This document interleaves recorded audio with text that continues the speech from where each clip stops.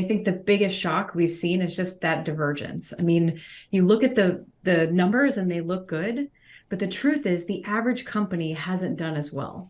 And so I think people are nervous about this excitement that we're having this relief rally, but at the same time, they're saying, why is cooler data or weakness actually a good sign? I think we have a lot of things we have to digest right now, Well, for sure. Katie, you're not only a strategist, you're also a co-portfolio manager. So I want to hear, how are you advising clients to position going into year end, and what do they buy, what do they sell going into next year?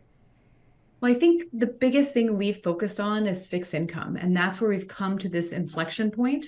And I think we have to figure out, are we going to get those cuts or are we going to have to wait longer for them?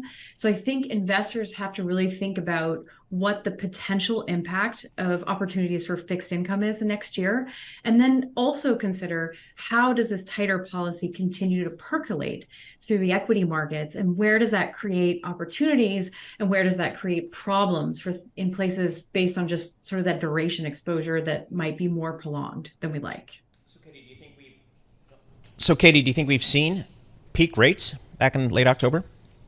Ooh, that is the $1 billion question. To be honest, Well, for you're me, the I'm one who went to asking every MIT. You got a day. I want to PhD at know. MIT. Tell us. Well, you know what's interesting? Yeah, so sorry. Yeah, no.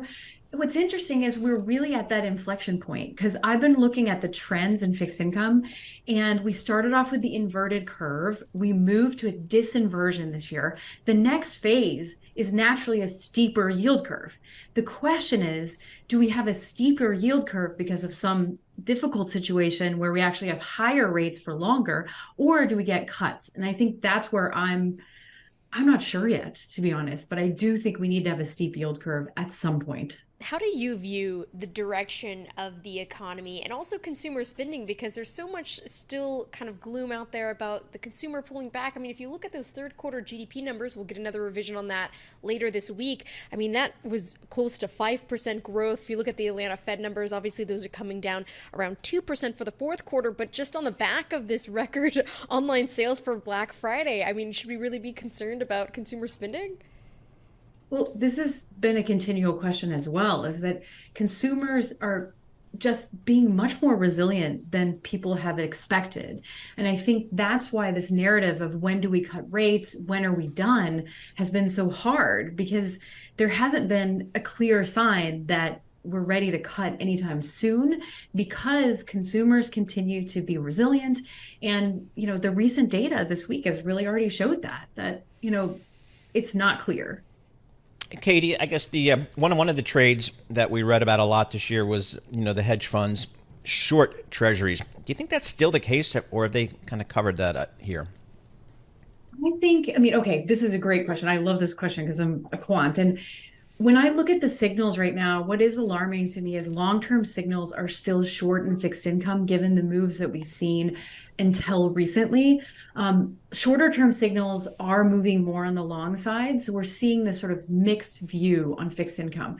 So that inflection point so I do think because of that, there are going to be some investors who still think this may not be over yet. And so I think that's mixed, but there's definitely less of them than there were before.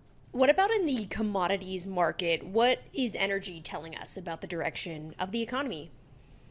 This is really one of my favorite questions, because we have really been pointing to the energy moves earlier in the fall when we started to see energy prices surging again. But look what happened recently. Energy is now a short signal, and that's been one of the more recent developments. And that tells us that we didn't really have enough legs in that energy move to cause some serious issues for inflation, which is a positive sign, I'd say, for this inflation narrative of raising rates is a little bit more likely to be over soon, which I think is good for the consumer. It's good for this getting to target.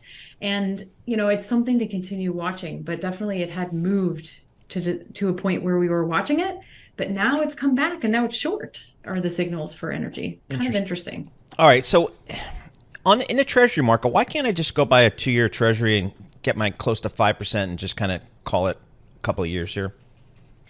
Well, the problem is you're going to have to roll that over, right? Yeah, but 2 years, yeah. a lot can happen in 2 years. Yeah, that's true. And so I think where the challenge is that if you look at where the curve is today, we still don't have that duration premium there. So if you buy longer term debt and we do have an environment where yields continue to be higher, that might be negative NPV in relative terms. And I think that's where I think you have to think about what is going to happen for cuts is going to dictate when we get to that steeper curve or a more normal yield curve. So yeah, the 2 year looks still very good, and I think that's why people are buying it right now, and that's why yields have been going down because people think this opportunity might not last. So maybe it's time to buy treasuries because you want to lock in those rates. We only have about 45 seconds left, but what's the top question that you hear from your clients? Oh, I think the biggest question is, are we done? Are interest rates going to go down and when? And tell me now, because I think everybody really wants that for many reasons because we're used to lower rates. But we have been very strong this year saying higher for longer. And to be honest, most of the year we've been correct. So I would generally have been telling them to be patient and that to expect that higher rates could last longer than you like.